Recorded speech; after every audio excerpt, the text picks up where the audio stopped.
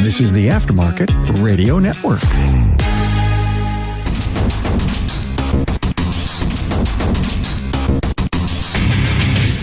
Welcome, everyone, to yet another episode of Diagnosing the Aftermarket A to Z. I'm Matt Fanslow, and you know what? You give away free hot dogs and put up an inflatable gorilla, stuff's going to go down.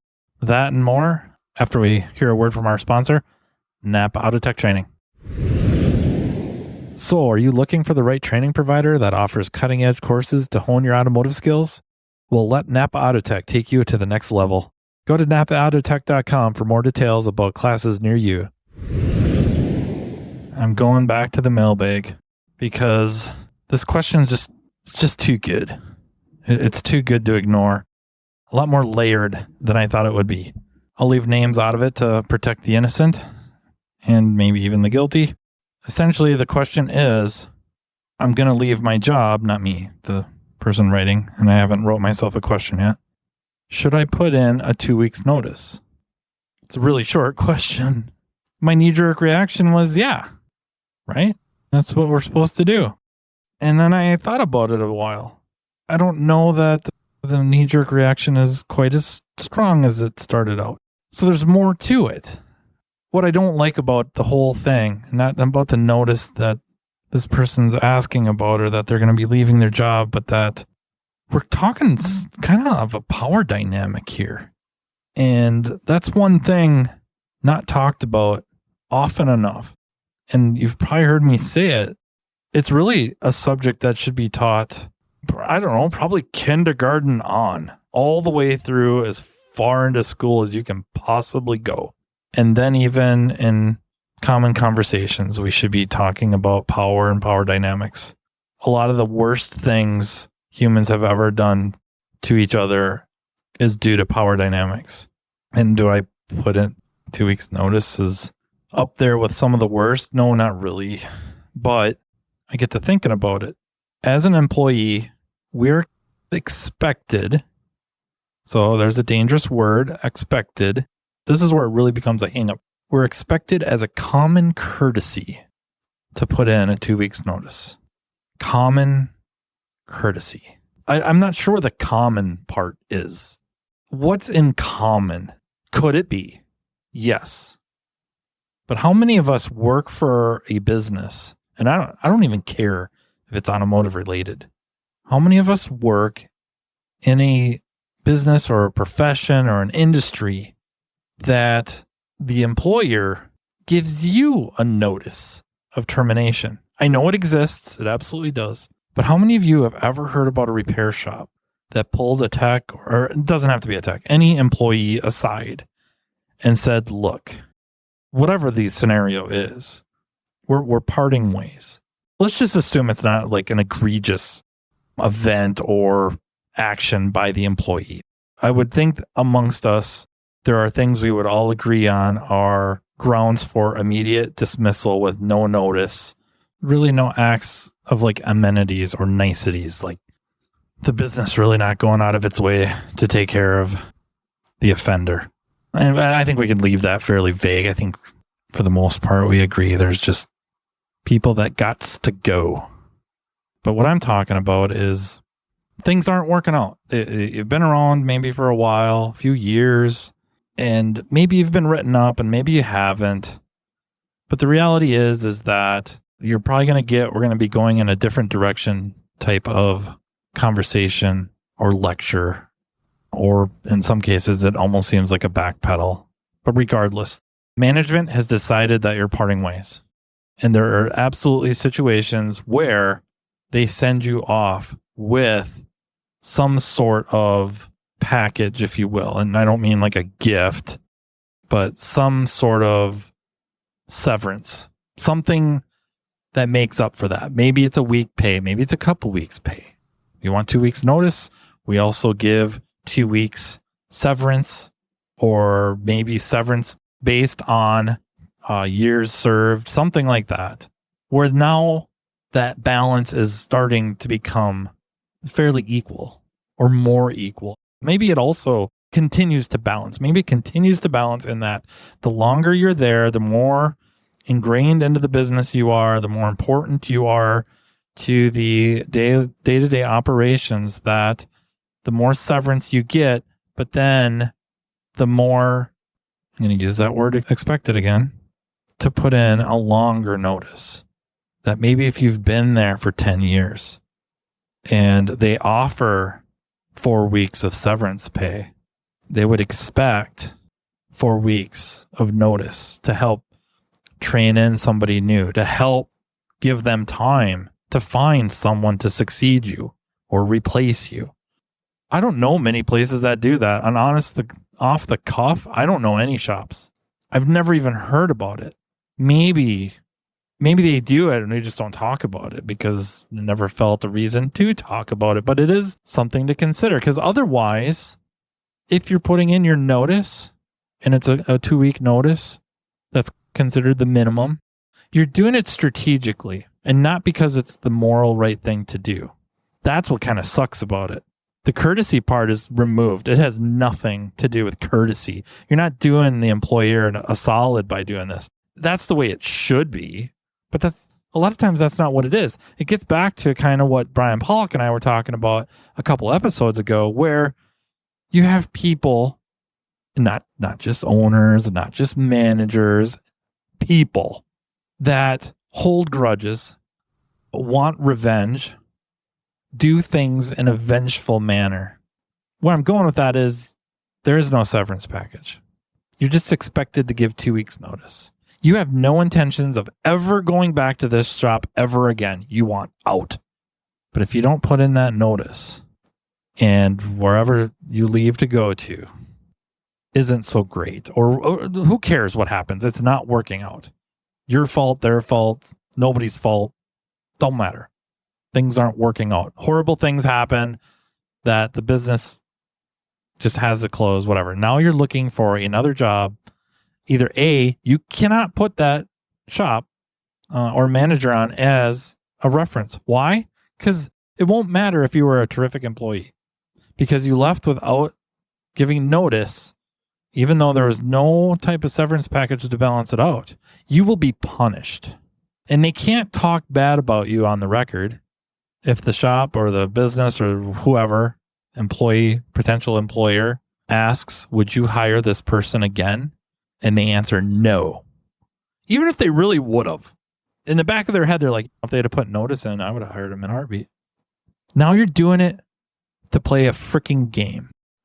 And that I struggle with. Because now is putting the notice in really the right thing to do? And I think we all want to say yes. I think in our guts, we want to say, yeah, it's the right thing to do. And yet, a similar courtesy is not extended to us. It's not really to just go off on managers and management. It's something to think about. I expect, if not demand, that you put in this notice. If you don't, forget about coming back here. Forget about me saying anything nice about you, even if there's every reason to give a good reference, save for you didn't put in the notice. And maybe, yeah, you put them in a bad spot, but we don't know the details of the breakdown. Why are you leaving? What's going on? We need details. But even then, it's just, I don't know, it's interesting to think about. Or I guess I'm interested in thinking about it. I find it a little bit hypocritical. And it takes away from my idea of employer-employee situations, relationships, whatever, being symbiotic. That everybody has a role to play and a duty to help either grow or maintain the business profit margins or profit levels. Margins probably not so important, but the actual profit levels. And for that, you're paid what you're paid or compensated to whatever you've agreed to be compensated for. It starts taking away from that. It's no longer as symbiotic. Napa Autotech training sessions are being conducted day and night in a town near you. This training caters to every level within your organization, be it a mechanical assistant, a mechanical specialist, a technology specialist, or a driver safety calibration specialist. Imagine a one-stop shop training partner in Napa Autotech that will lead your team to a path to greatness. Autotech's entry-level Build-A-Tech classes convert the untapped potential of your new hires into money-making mechanical specialists. Autotech's higher-level tech update classes introduce specialists to the world of ever-changing technologies, which prevents your shop from getting technologically stagnant. Remember, if you're not moving forward, you're falling behind. And, turning to the front of the store, the Autotech Service Advisor class is an awesome way to hone your client advocate skill set, ultimately benefiting the customer through an improved vehicle repair experience. But it doesn't stop there. Imagine an electric vehicle class that takes your specialist well past the mundane, yet necessary safety topics. Well, it's here. Autotech's EV Ready training is a week-long curriculum that takes participants through a hands-on experience involving hybrids and electric vehicles. The session kicks off with the use of PPE and proper tooling while touching on required OSHA regulations. Then, the students dive into the lab vehicles to gain knowledge of the common high-voltage components on EV and hybrid vehicles and their function. Attendees will be taken on a path exposing them to different electric vehicle manufacturers to compare component form and location. Additionally, information about Level 1 and Level 2 charging systems will be included, along with a quick look at DC to DC charging. The operation and maintenance of subsystems are explored, including the different modes of Tesla operations, and so much more. So what are you waiting for? Commit to taking your business to the next level with Napa Autotech training. I think years ago, and this is probably many years ago, somebody could call up for references. The person on the other end of the phone could just be honest, good, bad, or otherwise. Here's the good, here's the bad. And maybe they still can, and we think they can't. I don't know. But I'm pretty sure in this litigious society, you can't necessarily be honest anymore. At least you can't be critical, even if it's true. So the worst thing anyone can say on one of those references, as far as I know, and maybe it varies by state to state, and maybe this is completely wrong, and you can be 100% honest, as long as it's honest. I don't know. I don't think so. I think it's been a while that the worst thing anybody can say is that to answer, would you hire this person again? And you say no. That sends a very strong message versus in a heartbeat. So the ultimate answer is, do you put in a notice? Yes. Why? Playing the game. You're playing a strategic game to not only protect this next job, but the one after that potentially, and even the one after that. And I don't like it. I think, or feel, we got to use our I feel statements. I feel rather strongly that as employers, as management, have to start considering that severance packages. And they wouldn't have to be just stuff like you see in industries or professions, like you would think attorneys and maybe doctors, but it could be enough to help somebody where you just don't want them at the shop anymore, or they put in their notice and you're just like, we'll just call this your last day, but here's this severance package. And I know some employers, that's how that works. There is no notice. They want you to put the notice in, but then you're immediately done. With that, you would hope that there's something, because it does work both ways, right? If you're leaving somewhere and they do something like that for you, not so much like, let's call today your last day and GTFO and here's a check. That wouldn't be so bad. That's better than just GTFO and nothing. But I'd like the idea of putting in a notice and then having that offer there of, we can call today your last day. Here's your week, 2 weeks, whatever, off you go. Or on top of that, it's like you can work your 2 weeks and here's your 2 weeks severance as well. Just think about that. If a shop did that for you, something happens, whatever happens, think again about going back, like thinking again in a good way. It's amazing how far, like, again, referencing the conversation with Brian Pollock again, once you get up to a certain amount of money where you can afford to pay your bills and a little extra, or afford to live the way you want to live. And most people I know, other than Brent Klein, want to live rather modestly. That's why Brent owns his own shop. And ask the guys, his house is bigger than his shop. It's insane. He's living it up. Down in Florida. Yeah, he's just got it made. Okay, none of that's true. He's a really good guy. Part of the reason I hate him. I'll have to have him on and explain why I hate him. I wonder if he offers severance packages. I'll have to ask him when I have him on. Seriously, though, so nobody gets the wrong idea. I consider Brent a really good friend of mine. So I don't know if he considers me a friend, but I love the guy to death. But just thinking about evening out that playing field. So ultimately, the answer is put the notice in. Perfect world, you're putting it in because you want to.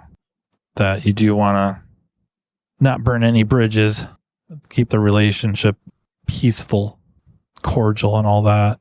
Also, you just have to play the game.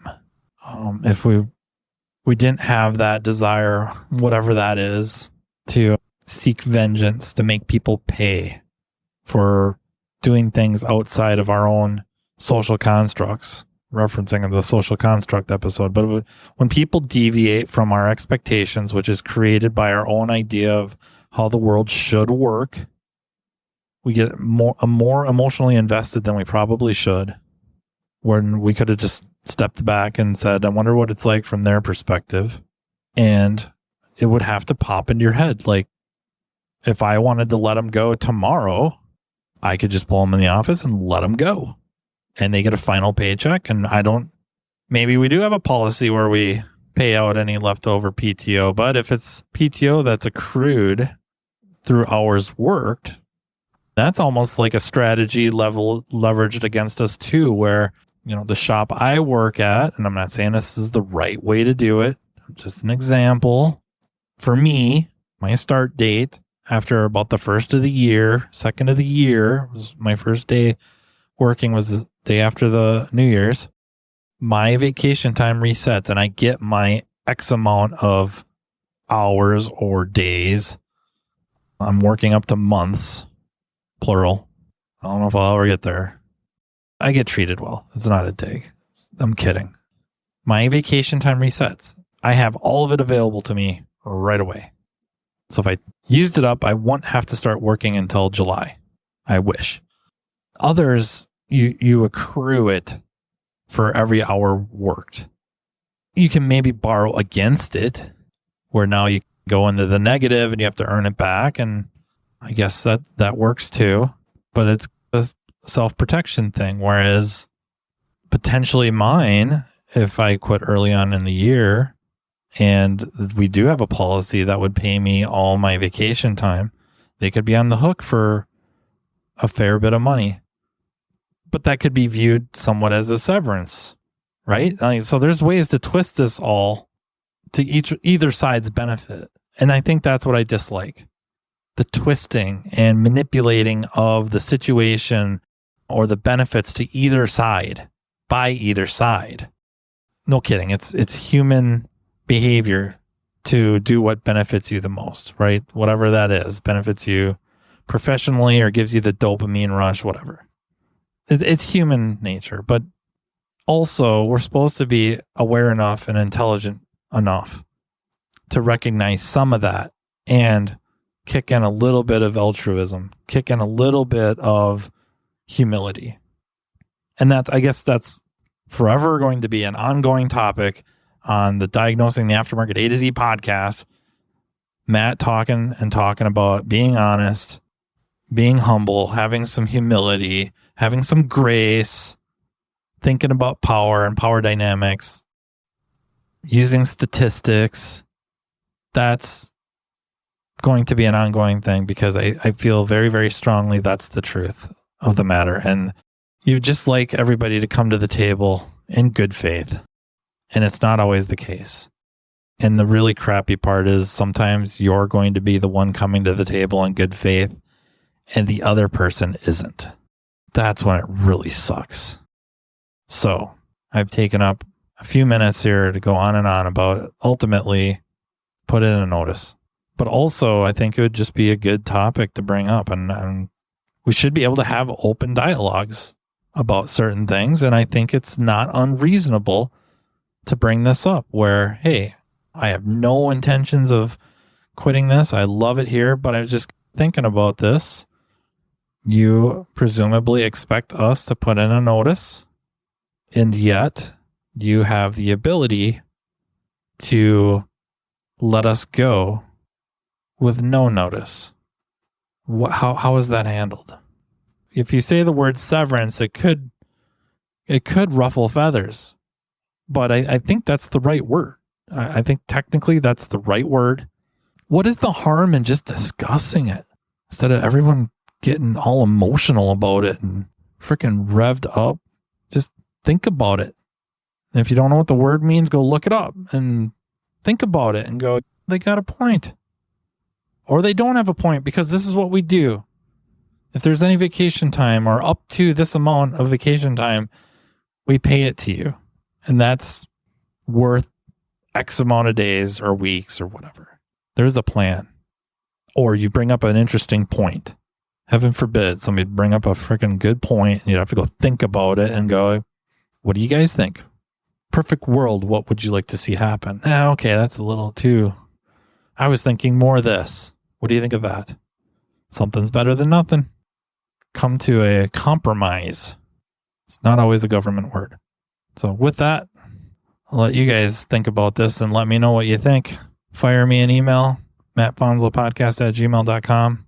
If you have ideas, and it seems like you guys do, keep firing them away. Looking to hopefully have Justin Morgan, to do another live Q&A type thing. And probably after bagging on Mr. Klein, I should have him on too. So yeah, fire the questions or comments about this episode or other episodes, ideas for episodes. If you want to be on the podcast, please let me know. Thank you to Napa Auto Tech Training for sponsoring, and thank you to the Aftermarket Radio Network for giving me the platform. So until next time, take care. You've been listening to Matt Fanslow, diagnosing the aftermarket A to Z on the Aftermarket Radio Network. Follow Matt on your favorite listening app. He's very interested in what you have to say. Let him know what you'd like him to cover and come on the show. Matt is all for advancing the aftermarket. Find Matt Fanslow on social media and connect, or on aftermarketradionetwork.com.